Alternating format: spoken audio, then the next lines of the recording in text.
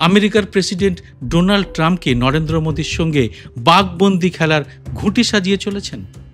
প্রথমে তিনি নিজে ভারতীয় পণ্যের উপর আমেরিকায় 50% শুল্ক চাপিয়েছেন।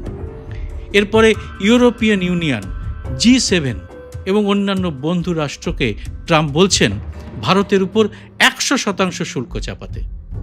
কিন্তু এখানেই তো শেষ নয়। এবার কি আইটি সেক্টরকে নিশানা করে ট্রাম্প বিপাকে ফেলতে চাইছেন নরেন্দ্র মোদীকে? কারণ এই সেক্টরে আঘাত আসলে তা প্রত্যক্ষভাবে পড়বে ভারতের উচ্চবিত্ত সমাজের উপরে, আর তার অভিঘাত আসবে একেবারে তলা পর্যন্ত। আর ট্রাম্প কি সেটাই চাইছেন? ভারতের উপরে হামলাকে তিনি এর মধ্যেই পাখির চোখ করেছেন, আর তা স্পষ্ট করেছেন ভারতে আমেরিকার নবনিযুক্ত রাষ্ট্রদূত সার্জিও গোর। তিনি বলেছেন রাশিয়ার কাছ থেকে তেল কেনা ভারতকে বন্ধ করতেই হবে। প্রেসিডেন্ট ট্রাম্পের উদ্দেশ্য একেবারে ক্রিস্টাল ক্লিয়ার, এটা আমেরিকার টপ প্রায়োরিটি। তাহলে এবার কি হবে? আইটি সেক্টরের উপর চোট পড়লে দেশের কর্মসংস্থানের হাল কি দাঁড়াবে? আর তার ফলে কোন কোন সেক্টরে বিপদ আসতে পারে? এই এপিসোডে এই সংকটের বিশ্লেষণ করব। এপিসোডটি শেষ পর্যন্ত দেখে ভালো লাগলে লাইক ও শেয়ার করতে ভুলবেন না।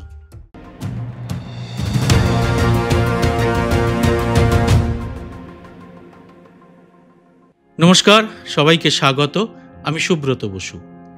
এই মুহূর্তে নরেন্দ্র মোদীর বিদেশ নীতি কার্যত বিপর্যস্ত। আমেরিকার প্রেসিডেন্ট নরেন্দ্র মোদীর উপরে চারিদিক থেকে একটা সাঁড়াশি চাপ তৈরি করতে চাইছেন। আমেরিকায় ভারতীয় পণ্যের উপর 50% শুল্ক চাপানোর পরেও মোদী রাশিয়া থেকে তেল কেনা বন্ধ করেননি, আর এর ফলে মুকেশ আম্বানির ব্যবসাতেও হাত পড়েনি। যথারীতি ফুলে ফেপে উঠছে তার ব্যবসা।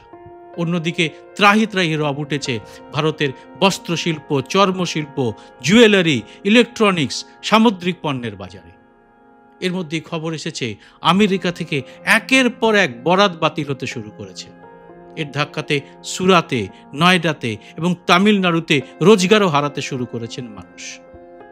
ভারতের গদি মিডিয়ার কল্যাণে এখনও সেভাবে জানা যায়নি তামিলনাড়ু কিংবা সুরাটে কর্মসংস্থানের ভয়াবহ অবস্থার কথা। মোদির ইমেজ বাঁচাতে ভারতীয় গদি মিডিয়া কর্মসংস্থানের এই অবস্থার কথা বেমালুম চেপে যেতে শুরু করেছে। কিন্তু এবার সাঁড়াশি চাপ আরও বাড়াচ্ছেন ট্রাম্প। কীরকম? এবার ট্রাম্পের নিশানায় ভারতের আইটি সেক্টর তথা কিঞ্চিত উচ্চবিত্ত মহল। এর মধ্যেই নতুন এক আইনের প্রস্তাব করা হয়েছে আমেরিকান সংসদে। এর নাম halting international relocation of employment, বা সংক্ষেপে হায়ার। আর সম্প্রতি দ্য হিন্দু পত্রিকার একটি প্রতিবেদনে জানা গেছে ভারতে নবনিযুক্ত আমেরিকান রাষ্ট্রদূত সার্জিও গোর স্পষ্ট বলে দিয়েছেন প্রেসিডেন্ট ট্রাম্পের উদ্দেশ্য একেবারে ক্রিস্টাল ক্লিয়ার, রাশিয়া থেকে তেল কেনা বন্ধ করতেই হবে ভারতকে।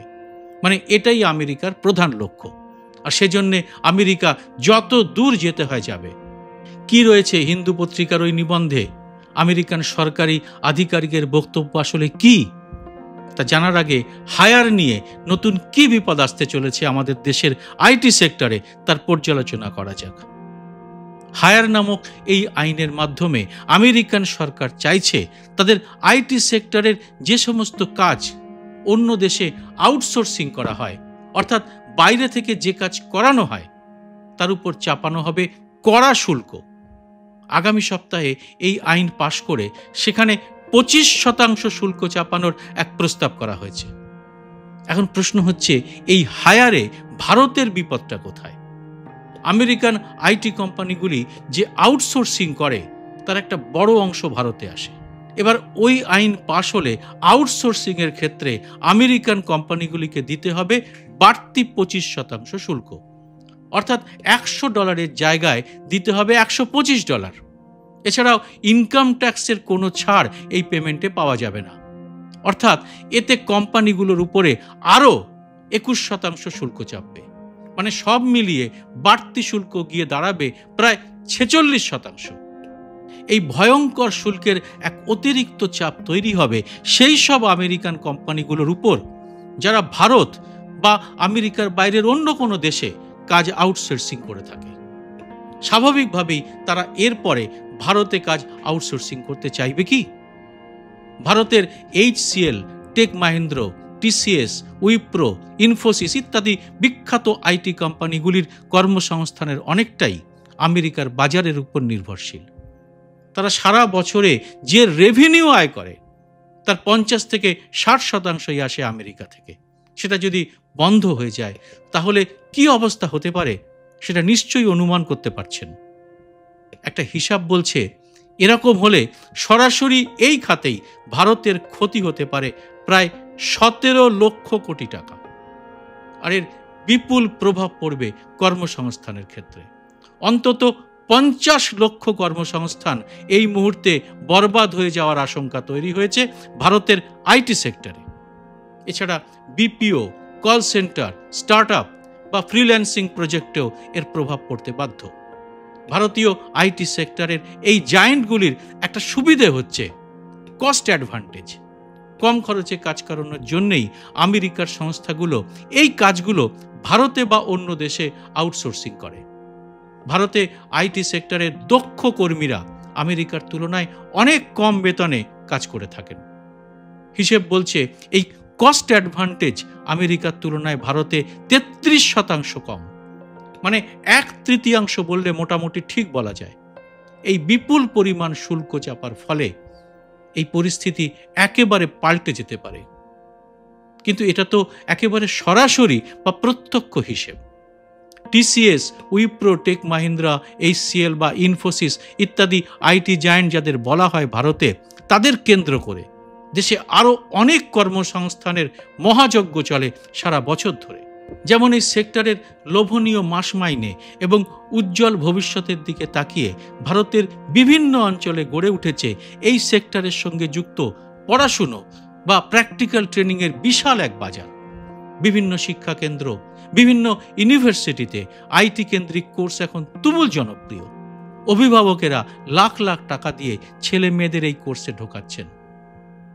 IT সেক্টরের উচ্চ বেতনের সঙ্গে সঙ্গে আমেরিকার সংস্থার চাকরিও তাদের কাছে লোভনীয় এক লক্ষ্য।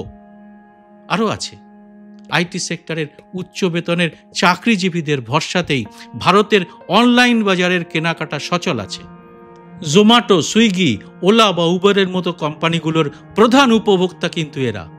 আর এদের ভরসাতেই চলছে আবাসন, গাড়ি, টিভি, মোবাইল, এসির রমরমা কারবার। সেখানেও এর প্রভাব পড়তে বাধ্য। একই রকমভাবে এর প্রভাব এড়াতে পারবে না ব্যাংকিং সেক্টরও। এদের EMI বন্ধ হলে ব্যাংকিং সেক্টরও ধাক্কা খাবে। ট্রাম্পের এই হায়ার বিল আমেরিকান সেনেটে এখনো পাশ হয়নি, তার জন্য এখনো অপেক্ষা করতে হবে কিছুদিন।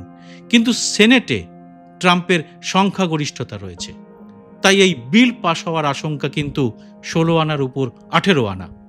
আর ভারতের উপর সাঁড়াশি চাপ তৈরি করার ব্যাপারে ডোনাল্ড ট্রাম্প যে কতটা দৃঢ় প্রতিজ্ঞ তা সম্প্রতি বোঝা গেছে ভারতে আমেরিকার নবনিযুক্ত রাষ্ট্রদূতের কথা থেকেই। সেটা কি? সম্প্রতি দ্য হিন্দু পত্রিকায় আমেরিকান রাষ্ট্রদূতকে নিয়ে একটি প্রতিবেদন ছাপা হয়েছে। সেখানে ভারতে ট্রাম্পের রাষ্ট্রদূত হিসেবে মনোনীত সার্জিও গোর একেবারে স্পষ্ট ভাষায় জানিয়ে দিয়েছেন আমেরিকার প্রেসিডেন্টের লক্ষ্যটা ঠিক কি। তিনি স্পষ্ট বলেছেন ভারতকে রাশিয়ার তেল কেনা বন্ধ করতেই হবে, এটাই ট্রাম্প চান।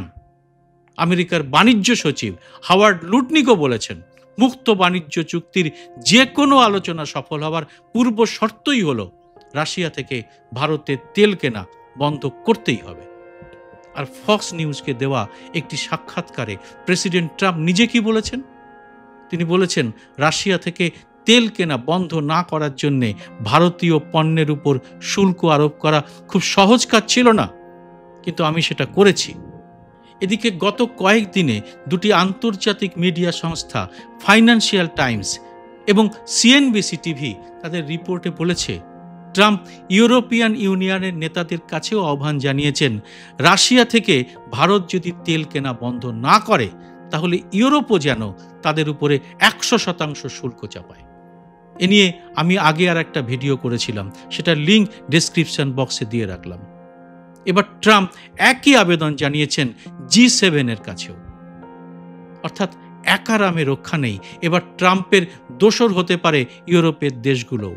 আর সেই সঙ্গে আমেরিকায় হায়ার বিল পাশ হলে সর্বনাশের ঘণ্টা বাজবে আমাদের দেশের আইটি সেক্টর এবং তার সঙ্গে সম্পর্কিত সমস্ত ক্ষেত্রে। এটাই হচ্ছে শুল্ক যুদ্ধের আসল চেহারা। আর সেখানে প্রধানমন্ত্রী মোদি কি পারবেন নিজের কর্পোরেট মিত্রদের স্বার্থ ছেড়ে কোটি কোটি মানুষের রুটি রুজি বাঁচানোর কাজে উদ্যোগী হতে? জবাব দেবেন আপনারা কমেন্ট বক্সে। জয় হিন্দ, সত্যমেব জয়তে।